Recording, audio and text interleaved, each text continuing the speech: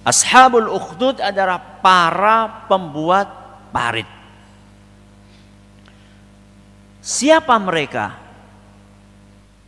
Kejadian ini di mana? Karena tidak disebutkan secara gamblang, maka para ulama kita berbeda pendapat. Ada yang mengatakan bahwa kejadiannya ada di negeri yang tepatnya di wilayah Najran. Wilayah apa? Najran. Nanti kita akan bawakan kisahnya. Ini adalah pendapat yang paling terkenal. Pendapat yang kedua mengatakan itu terjadi di negeri Syam. Pendapat yang ketiga mengatakan itu terjadi di Persia. Di mana? Persia. Kalau Persia itu sekarang mana? Iran. Pendapat yang keempat mengatakan itu terjadi di Habasyah. Habasyah itu mana? Ethiopia. Berarti kalau kita baca kisah-kisah itu,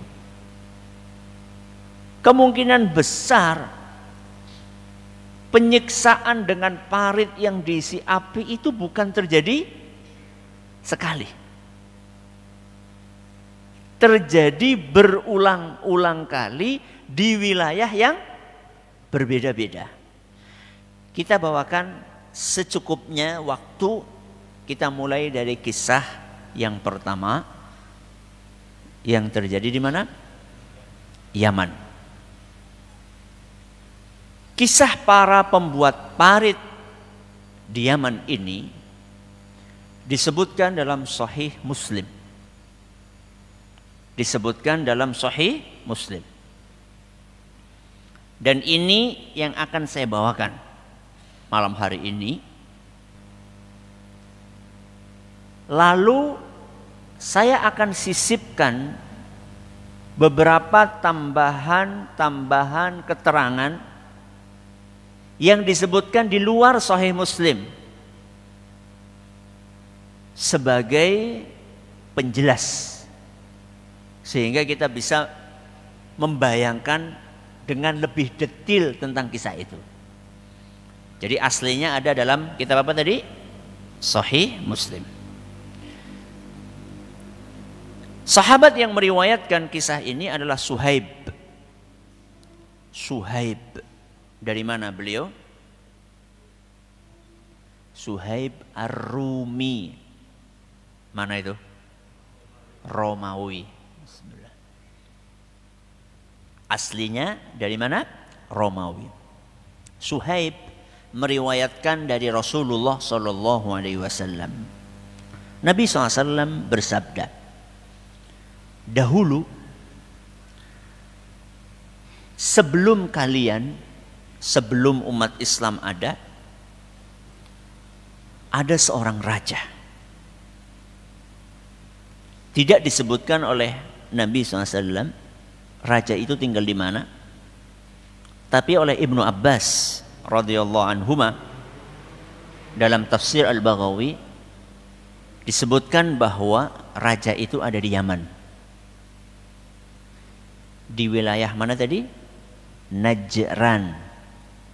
Nama atau julukannya adalah Dzu Nawas. Sanes Abu Nawas nggih. Sinten? Dzu Nawas. Kata Ibnu Abbas, kejadian ini adalah 70 tahun sebelum lahirnya Nabi SAW. Kapan? 70 tahun sebelum lahirnya Nabi SAW. Dikisahkan bahwa raja ini punya tukang sihir yang setia menemani sang raja. Dengan bertambahnya waktu, tukang sihir ini semakin tua.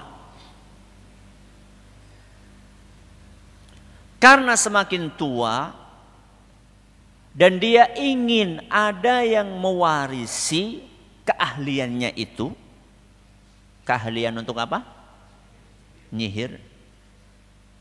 Pengen dapat dosa jariah. Bukan apa? Bukan amal jariah. Dia bilang sama si raja, saya ini sudah tua, tolong carikan murid. Tolong carikan murid yang bisa saya ajari untuk meneruskan perjuangan saya untuk jadi tukang apa? Sihir. Maka dicarilah seorang yang cerdas, seorang pemuda yang cerdas. Kata Ibnu Abbas dalam tafsir Al-Baghawi, namanya Abdullah bin Tamir. Sinten? Abdullah bin Tamir, pakai T, Tamir. Kita singkat saja namanya siapa? Abdullah. Abdullah ini setiap berangkat dari rumah ke istana, di tengah perjalanan beliau melihat ada seorang rahib. Rahib itu apa? Rahib itu ya ahli ibadah, atau bisa dikatakan ya kiai lah, ya. Ustadz lah, ya. Yang ngajarkan agama, ahli ibadah, tekun beribadah, sholatnya bagus, bacaannya merdu, sehingga Abdullah ini tertarik, penasaran, pengen ikut pengajiannya rahib tersebut. Nah, pengajian itu kan gak sebentar. Kalau kita seperti ini ya lumayan kan, dapat berapa menit jenengan? 45 menit ya. Sehingga jadwal untuk ketemu dengan tukang sihir itu telat. Misalnya harusnya berangkat jam 7, karena hadir pengajian dulu, akhirnya jam 8 baru datang. Karena telat dipukuli. Sama siapa? Sama si tukang sihir. Besoknya Abdullah ini lapor sama sang rahib. Ustadz, ya, itu nggak ada di Sahih Muslim. Nah, itu pakai ungkapan saya. Ustadz, ini saya gini, gimana coba solusinya? Kata ustadznya, kalau kamu telat ke tukang sihir ngomong aja, saya ada urusan di rumah. Ada urusan di rumah sehingga telat. Terus kalau dari tukang sihir pulang, kamu telat sampai ke rumah, bilang aja ada urusan cukup panjang sama tukang sihir. Akhirnya aman. Akhirnya aman. Berjalan tanpa ketahuan sama tukang sihir, dan juga tidak ketahuan oleh ayahnya Abdullah. Siapa ayahnya Abdullah?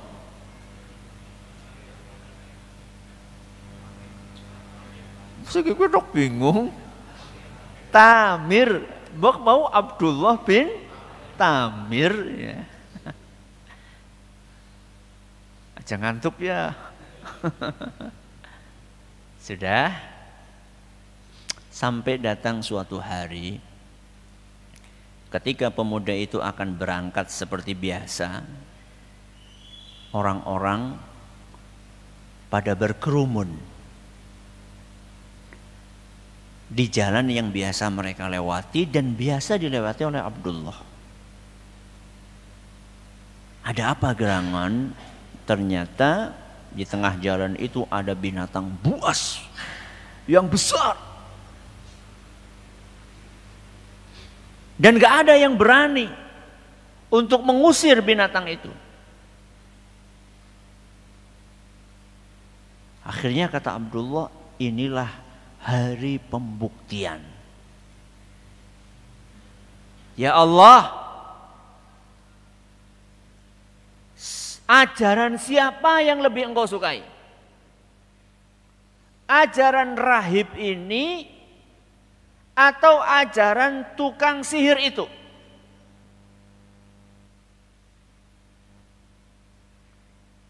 Saya akan ambil batu, saya ucapkan bismillah. Seandainya saya lempar binatang buas itu dan mati, berarti ajaran siapa yang benar? Ajaran sang rahib. Ambil batu, dia lemparkan, jebret, mati. Berarti ajaran siapa yang benar? Rahib. Karena sampai sebelum kejadian itu Abdullah ini masih apa? Masih bimbang. Buktinya bimbang. Dua-duanya dia datangi. Tukang sihir dia datangi, rahib juga dia datangi. Begitu terjadi seperti itu, maka dia pun yakin, saya yakinnya bahwa ajaran yang benar adalah ajaran sang rahib. Dia pun setelah membunuh binatang tadi, menemui sang rahib, kemudian cerita peristiwa barusan. Kata si rahib, "Ai bunayya, antal yaum afdal minni."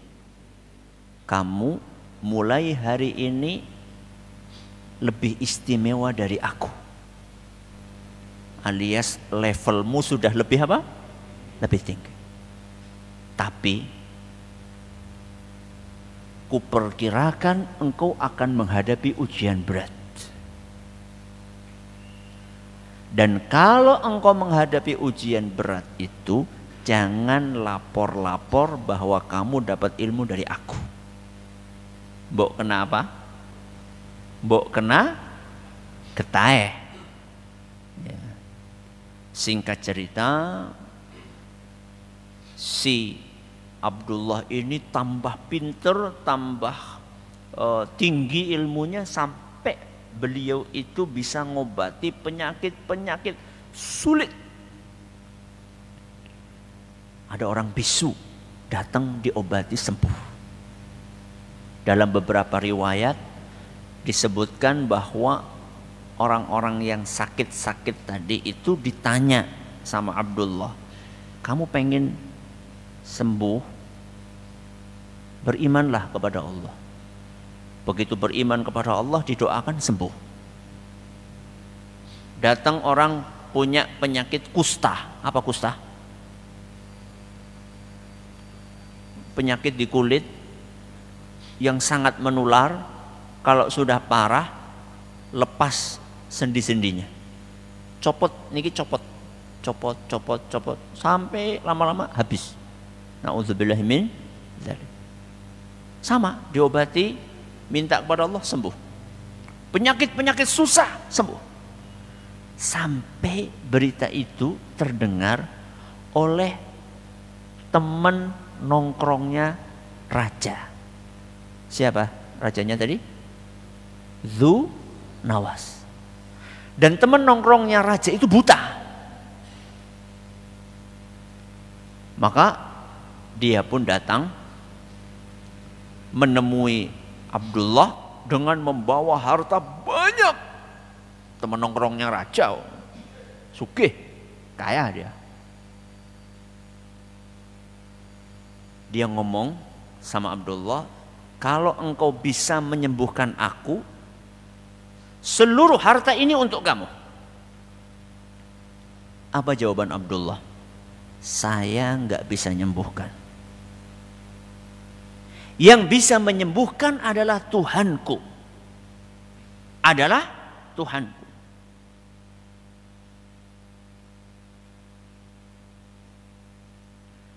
Seandainya engkau mau beriman dengan Tuhanku, aku akan berdoa kepada Allah agar Allah mengembalikan penglihatanmu. Ternyata mau enggak? Mau dia. Dia beriman kepada Allah, syahadat, terus didoakan sama Abdullah, sembuh. Keesokan harinya dia nongkrong sama siapa? Sama raja. Si raja kan, loh, biasanya nganggo apa? Teken, kok ujuk-ujuk datang sehat walafiat, bisa ngelihat. Terus dia tanya, siapa yang menyembuhkan kamu? Yang menyembuhkan kamu, yang menyembuhkan aku adalah Tuhanku. Loh, kok ada Tuhan selain aku? Karena raja itu merasa dia yang Tuhan. Kok ada Tuhan selain aku? Disiksa, habis-habisan, disiksa. Siapa yang ngajari kamu kayak gini? Gak mau ngaku. Disiksa lagi sampai akhirnya ngaku. Ternyata ditunjukkanlah Abdullah. Panggil Abdullah. Oh, jebule. Ternyata kamu. Sejak kapan kamu bisa menyembuhkan orang yang bisu, yang buta, penyakit kusta? Sejak kapan kamu bisa menyembuhkan penyakit-penyakit itu? Apa kata Abdullah? Bukan aku yang menyembuhkan. Masya Allah. Yang menyembuhkan adalah Tuhanku dan Tuhan. Tegas jawabannya siapa? Abdullah. Siapa yang ngajari kamu? Gak mau ngaku. Sampai desak-desak. Akhirnya ketahuanlah siapa? Rahib. Panggil rahib. Tinggalkan keyakinan itu. Ngomong dulu kepada si rahib. Tinggalkan keyakinanmu. Tidak.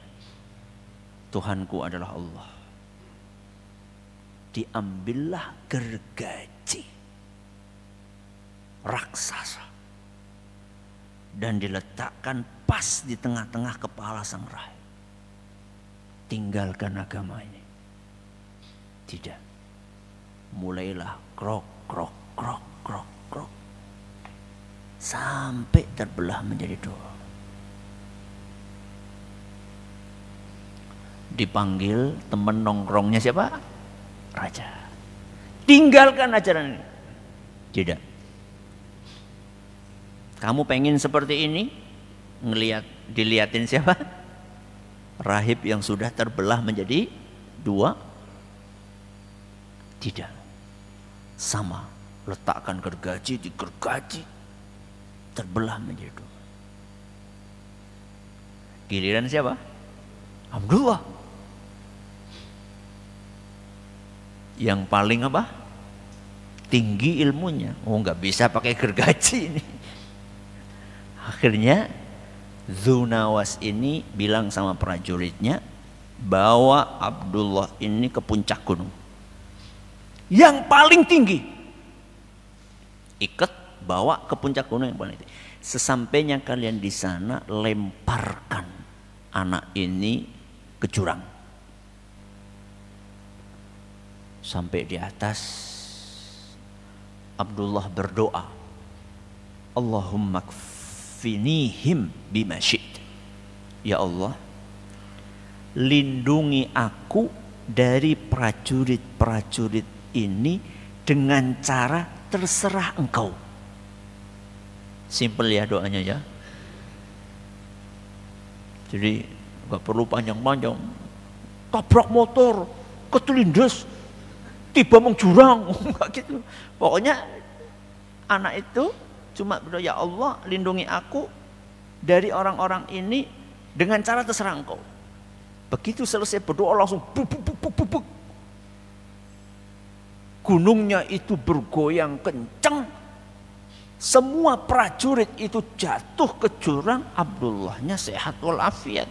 Pulang dia dukun kemana? Ke istana. Loh, kok kamu masih hidup? Apa yang terjadi? Diceritakan sama Abdullah. Gak puas. Panggil prajurit yang lain. Bawa anak ini ke tengah laut. Pakai kapal. Sampai di tengah laut, tenggelamkan. Bawa ke tengah laut. Sampai di tengah laut, Abdullah doa. Sama doanya. Gimana doanya tadi? Ya Allah, lindungi aku dari orang-orang ini dengan cara terserah engkau.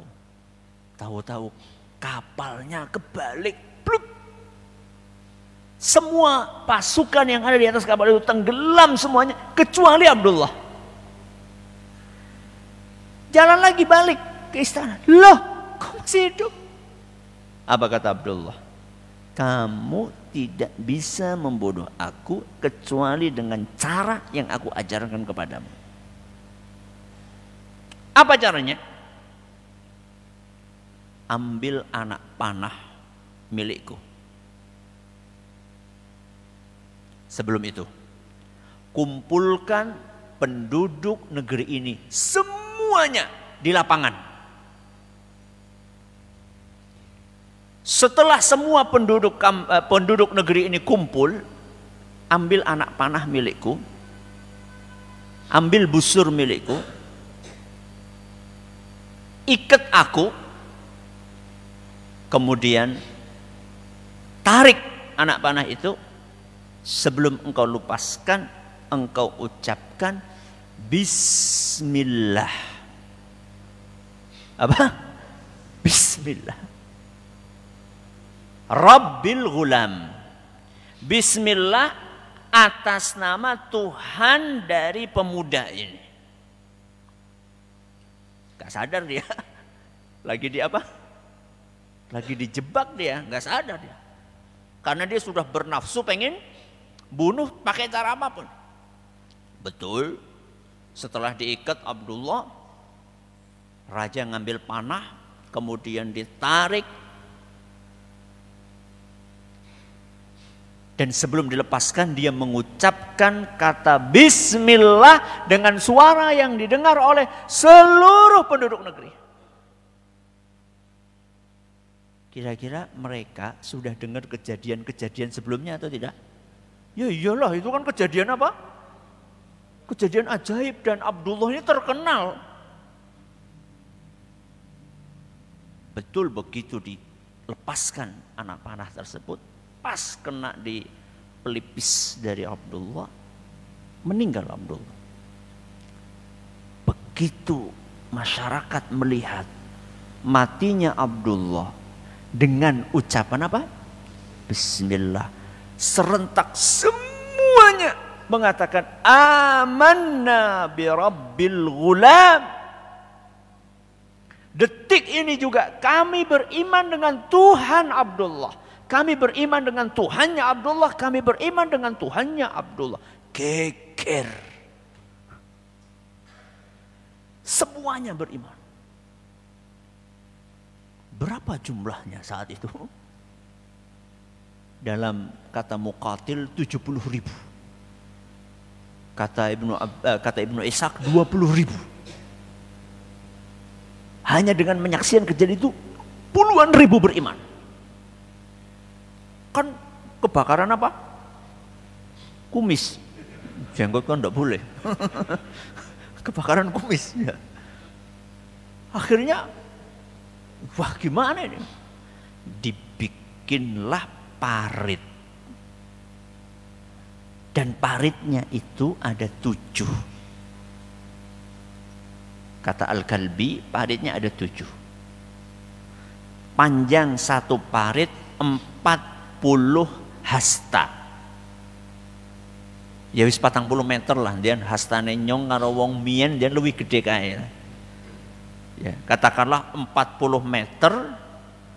Satu parit lebarnya 12 hasta, 12 meter. Gede atau kecil berarti? Jadi jangan dibayangkan parit itu kayak apa cenane? Irigasi sawah. Ya, drainase bukan. Gede paritnya. Kemudian diisi dengan api satu persatu. Tinggalkan ajaran ini atau dilemparkan ke parit. Semuanya milih dilemparkan ke parit. Terakhir seorang ibu dengan 3 anak. Anak yang ketiga masih apa? masih bayi, masih netek. Tinggalkan. Atau anakmu dibakar.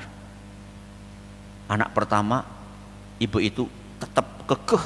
Enggak, saya tetap beriman. Lemparkan anak pertama. Anak kedua, begitu bayi yang mau dilemparkan, ragu dia. Kenapa? Kasihan bayinya, masih netek, dilemparkan ke api di hadapan mata dia. Maju mundur, maju mundur, maju mundur.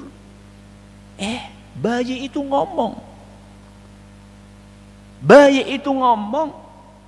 Ya ummah, wahai ibuku, isbiri, sabar.